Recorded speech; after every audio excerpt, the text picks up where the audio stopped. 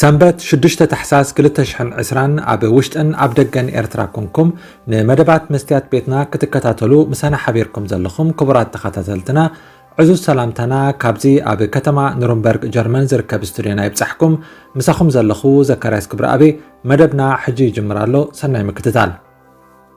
ኣብ ኢትዮጵያ ንሓደ ወርሒ መመላእታ ኣብ ዝተገብረ ኩናት አብይ አሕመድ ብዓወት ፌደራል ሰራዊት ተዛዚሙ ሕወሓት ከኣ ስዕረት ተጎልቢቡ ሕጊ ናይ ምኽባር ስራሕና ኣብዚ ወዲእና ኣለና እኳ እንተበለ እቲ ዘጋጠመ ሓቂ ግን ካብዚ ብመንግስቲ ኢትዮጵያ ንዓለም ዝተኣወጀ ናይ ዓወት ዜና ኣዝዩ ዝረሓቐ ምዃኑ ጋህዲ እናኾነ ይመጽእ ኣሎ ናይ ኣምሓራ ምልሻን ኣብ መላእ ኢትዮጵያ ዝርከቡ ናይ ምክልኻል ሰራዊትን ናብ ትግራይ ገጾም ኣብ ዝወፈረሉ መንግስቲ ሱዳን ከኣ ኣድቢዩ ብምጽናሕ ነቲ ን25 ዓመታት ምስ ኢትዮጵያ ዝነበሮ ናይ መሬት ሕቶ ብዝሓለፈ ሐሙስ ብሓይሉ ኣብ ትሕቲ ቁፅጽሩ ኣእትይዎ ኣሎ ካብ ፈለማ መሬት ሱዳን ምዃኑ ዝንገረሉ ሰፊሕ ናይ ሕርሻ መሬት ቅድሚ 25 ዓመታት ሒዞም ናይ ኢትዮጵያ ምልሻ ተቆጻጺሮም ዘመሓድርዎ ዝነበሩ ኣብቲ ንሱዳንን ንኢትዮጵያን ዘዳወበን ክፋል ዝነበረ ኣሰሓሓቢ መሬት ክልቲአን ሃገራት ብስምምዕ ናይ ዶብ ምሕንጻጽ መስርሕ ከካይዳ ተረዳዲአን እኳ እንተነበራ ሕጂ ግን በቲ ዝተረኸበ ዕድል ሱዳን ሰራዊታ ልኢኻ መሬታ ኣምሊሳላ መንግስቲ ሱዳን ይኹን መንግስቲ ኢትዮጵያ ክሳብ ሕጂ ብወግዒ ብዛዕባ ዝኹነታት ዝኾነ ዝሃቦ መግለጽ እኳ እንተዘየለ ላዕለዋይ መኮነን ሱዳን ንአልጀዚራ ኣብ ዝሃቦ ቃል ግን ሱዳን ድሕሪ ደጊም ካብቲ ሒዛቶ ዘላ መሬት ክትወፅእ ከም ዘይኮነት ኣረጋጊጹሎ ዝሓለፈ ወርሒ ግንቦት ናይ ኢትዮጵያ ምልሻ ነተን ኣብ ከባቢ ከተማ ገዳርፍ ዝርከባ ንኣሽቱ ዓድታት ድሕሪ ምጥቅዖም 5 ሰላማውያን ሰባት ተቐቲሎም ነይሮም እዮም መንግስቲ ሱዳን ኣብቲ እዋን መንግስቲ ኢትዮጵያ ነቶም ምልሻ ይሕግዝ ኣሎ ክብል ከሲሱ ነይሩ እዩ እቲ ሕጂ ዝኾነ ግን ናይ ኣምሓራ ምልሻ ነቲ ኣብ ትሕቲ ክልል ትግራይ ዝርከብ መሬት ወልቃይት ጸገዴን ራያን ይብጽሓኒ እዩ ብምባል ናብኡ ገጹ ምስ ወፈረ ሱዳን ከኣ ነቲ ኣብ ትሕቲ ኢትዮጵያ ጸንሐ ኣዝዩ ሰፊሕ ናይ ሕርሻ መሬት ሒዛ ኮፍ ኢላ ኣላ ኣብ ውሽጣዊ ኩናት ኢትዮጵያ ከኣ ሱዳን ብኢደ ዙር ተዓዋቲት ኮይና ኣላ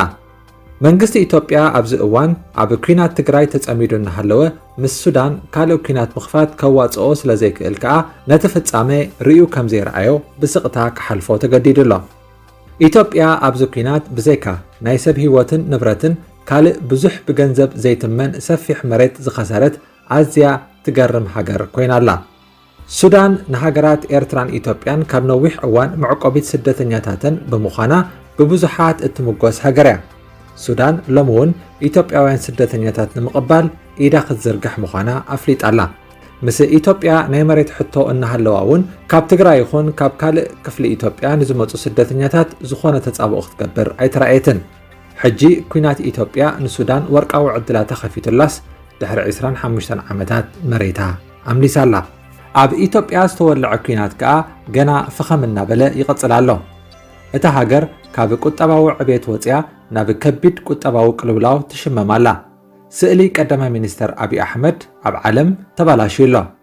ኤሮጳዊ ሕብረት ዓመታዊ ንኢትዮጵያ እትህቦ ከባቢ 9 ሚልዮን ዩሮ ክትቆርጾ ትደናደን ኣላ ካልኦት ወሃብቲ ረድኤት እውን ይሓስባሉ ኣለዋ ከም ዝፍለጥ ኢትዮጵያ ብዘይ ድጎማ ሃብታማት ሃገራት ክትንቀሳቐስ ዘይትኽእል ኣዝያ በትኽ ሃገር እያ